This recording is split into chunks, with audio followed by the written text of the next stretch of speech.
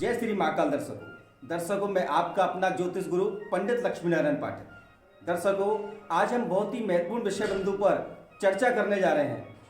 विषय बिंदु है संकल्प शक्ति, अर्थात संकल्प का महत्व क्या है, शपथ, सौगंध और संकल्प में आखिर क्या अंतर है, इस विषय में हम चर्चा करेंगे। दर्शकों, सौगंध स्वयं को दिया हुआ वादा सौगंध कहलाता है और स्वयं और इष्ट के द्वारा किया हुआ वादा संकल्प कहलाता है। आपने देखा होगा, अधिकांशतः संसार की जो पूजा पद्धति है, आध्यात्मिक पद्धति है या फिर कोई भी वैदिक अनुष्ठान है, वह संकल्प से पूरा किया जाता है। यानी स्वयं की शक्ति में, स्वयं की भक्ति में ईश्वर को शामिल कर लेना संकल्प कहलाता है। संकल्प के आपको मैं लाभ बताने जा रहा हूं कि संकल्प को करने से हमें क्या क्या लाभ मिलता है या फिर संकल्प द्वारा किए गए अनुष्ठान से हमें क्या लाभ मिलता है, वो आज हम विस्तार से मैं आपको बताने वाला हूं। दर्शकों, आप इस कार्यक्रम के अंत तक बने रहें। दर्शकों, हम कोई भी कार्य ईश्वर को साक्षी मान करके जब करते हैं और हमारे संकल्प में जब हम ईश्वर का सहयोग लेते हैं, उसको हम संकल्प कहते हैं। उस संकल्प को पूर्ण करने के लिए सारी ईश्वरीय शक्तियां आपका सहयोग प्रदान करेंगी। जैसे कि आप 9 दिन का नवरात्रि का व्रत कर रहे हैं और उस व्रत को पूर्ण करने के लिए आप जब संकल्प लेते हैं तो उस संकल्प की सुरक्षा के लिए सारी देवी शक्तियां आपको सहयोग प्रदान करेंगी। आपके इस नवरात्रि व्रत को पूर्ण करने में आपको किसी भी प्रकार का विघ्न आपके जीवन में ना आ जाए, आपके परिवार में किसी प्रकार का विघ्न ना आ जाए। उन विघ्नों को रोकने के लिए देवीय शक्तियां काम करती हैं और आपको सुरक्षा प्रदान करके आपका संकल्प पूर्ण कराती है। यानी संकल्प पूर्वक किए गए कार्य से मनुष्य सुरक्षित रहता है, उसका परिवार सुरक्षित रहता है और देवीय शक्तियां उस संकल्प को पूर्ण करने के लिए तत्पर रहती हैं। और जहां हम देवी देवताओं को साक्षी मानकर संकल्प लेते हैं तो निश्चय ही उस संकल्प का लाभ अमुक व्यक्ति को मिलेगा जिसके नाम से वो संकल्प लिया हुआ है या उसको दिया हुआ है। जैसे कि आप कोई भी अनुष्ठान करें आप जीवन में, उसका आप संकल्प अवश्य ले लें। दर्शकों, इसके और भी मैं आपको लाभ बताऊं। आपको लगता है कि हमारे परिवार में किसी प्रकार की अनहोनी की आशंका है, कोई रोगी है, उसके जीवन पर कोई संकट बना हुआ है, तो आप किसी भी प्रकार का ईश्वरीय भक्ति का संकल्प लेकर के कुछ अवधि तक, उसको निश्चित अवधि अवश्य कर लें।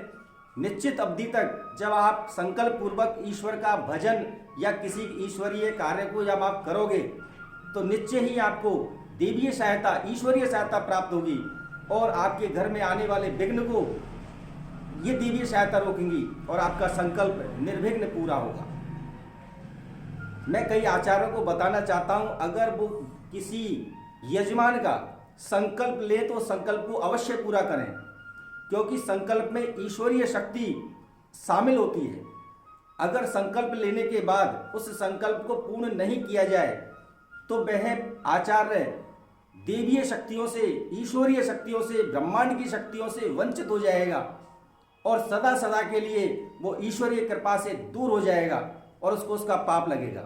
इसलिए संकल्प अगर ले तो उसको अवश्य पूरा करें, क्योंकि संकल्प में ईश्वर हमारा गवाह होता है, ईश्वर हमारा साक्षी होता है, ईश्वर हमारा सहयोगी होता है और संकल्प को पूर्ण करने से निश्चय ही आपकी मनोकामना अवश्य पूरी होगी। इसका फल 100% सुनिश्चित होता है। मेरे जीवन में व्यक्तिगत अनुभव के आधार पर मैं 15 सालों से बाबा महाकाल की भक्ति करता हुआ आया हूँ। महाकाल की चरणों में अपनी सेवाएं प्रदान करता हूँ। महाकाल मेरे इष्ट गुरु हैं। श्रावण मास में मैं जब संकल्प पूर्वक श्रावण मास पूर्ण करता हूँ तो मुझे बाबा की कृपा प्राप्त होती है, मेरा संकल्प निर्विघ्न पूरा होता है।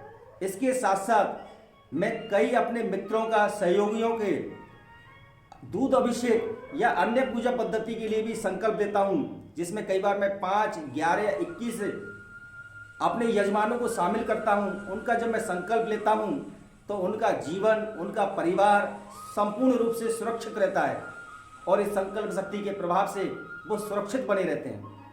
इसलिए दर्शकों, आप भी जीवन में कोई भी धार्मिक कार्य करें तो संकल्प पूर्वक अवश्य करें, क्योंकि संकल्प से ईश्वर का सहयोग प्राप्त होता है, देवीय शक्ति सहयोग करती है और आपका संकल्प और आपका किया गया कार्य पूजा पद्धति 100% सफल होगा, उसका लाभ आपको मिलेगा। तो आप कोई भी कार्य धार्मिक अनुष्ठान करें, संकल्प पूर्वक करें।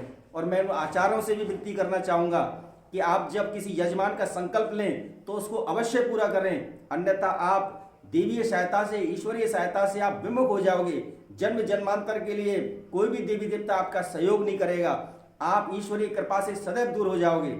इसलिए जो संकल्प आपको लेते हो उसको अवश्य पूरा करें।